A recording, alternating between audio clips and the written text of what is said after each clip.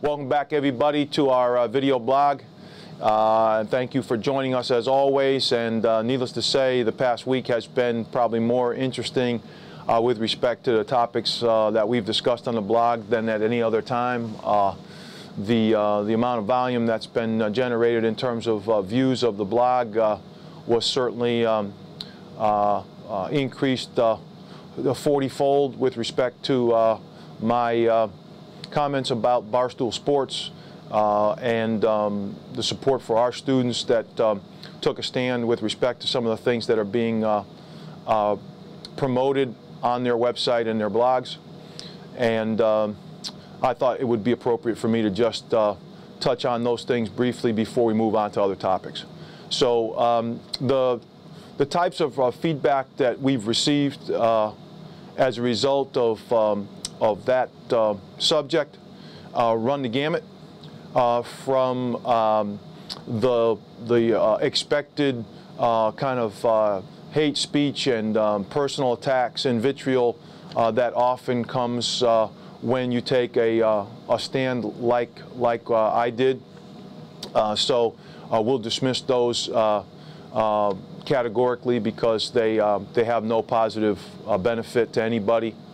The second camp was folks that kind of took offense to my using this platform at Northeastern as the athletic director to speak about that issue in particular, suggesting that it was a waste of time and that I'd be better served by putting my time and efforts into trying to help our teams be more successful, as if to suggest that you know, my personal interests and my commitment to being a citizen of the world and a part of this community has no place as an athletic director. And then there's another camp that took offense to my connections that I was making between some of the things that are being said and written about women on the Barstool Sports website and blog, and the connection that I'm making to domestic violence and the fact that women are losing their lives to men that they've been in relationships with, and they didn't see the connection, refused to see the connection, or had a blind spot with respect to that connection. And so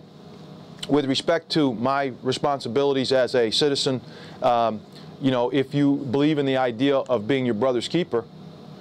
then to stay silent when you see things that are in fact counter to your own beliefs and values, and you know that may be contributing to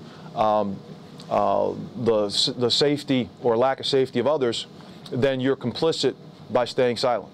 And I refuse to be complicit.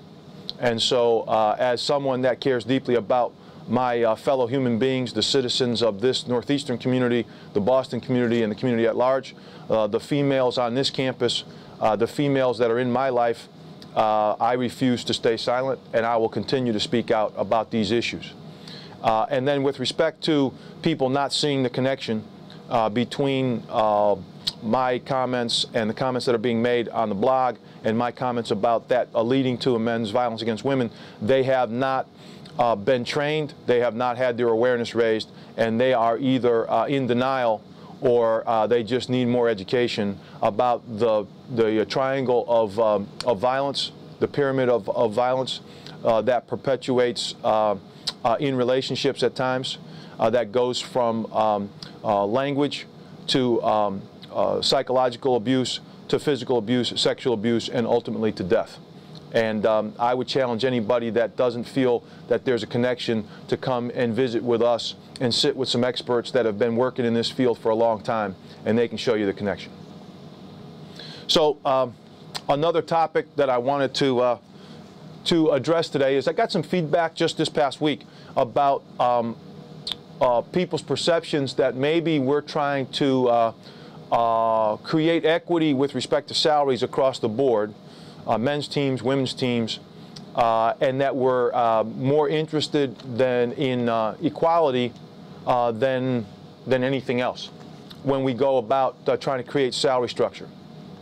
So I thought it would be important for me to clear that up, because that is not in fact the case. That is not the philosophy that we use with respect to compensation packages for coaches and administrative staff. This is all about being a market-driven economy, and we pay particular attention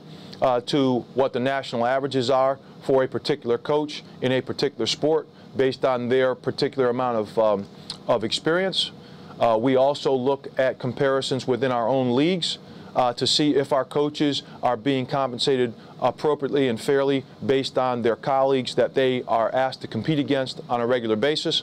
But what we don't do is compare one men's team to a women's team and say, should the women's team be making the same amount of money as the men's team or vice versa? Because that is not, in fact, who they compete against. They compete against their colleagues and their peers in their conferences and on a national scale in their own gender-specific sport. And so I want to make sure that we put to rest any notion that we are making decisions about compensation packages based on what the men make versus what the women make. What we do is we try to take into account the fact that the cost of living in the greater Boston area is much higher than it might be in some other places where our conference colleagues are located. And as a result, we need to factor that in to any of our compensation decisions so that we're being fair to those folks trying to live in this market and in some cases raising a family, educating a family, and all the things that go with that. So I hope that helps clarify some of the misconception about the criteria that we're using here at Northeastern University Athletics about compensation, salary, equity, and fairness. As always, I'm appreciative of the feedback that we receive, and I hope that we will continue to get your feedback. We encourage you to submit questions or topics that you want us to address. We look forward to doing that going forward. And I look forward to coming back again next week and updating you and giving you a perspective on what's going on here in Northeastern Athletics around the country and how that might impact our student athletes and Northeastern University Athletics going forward. So to all of our teams that are competing for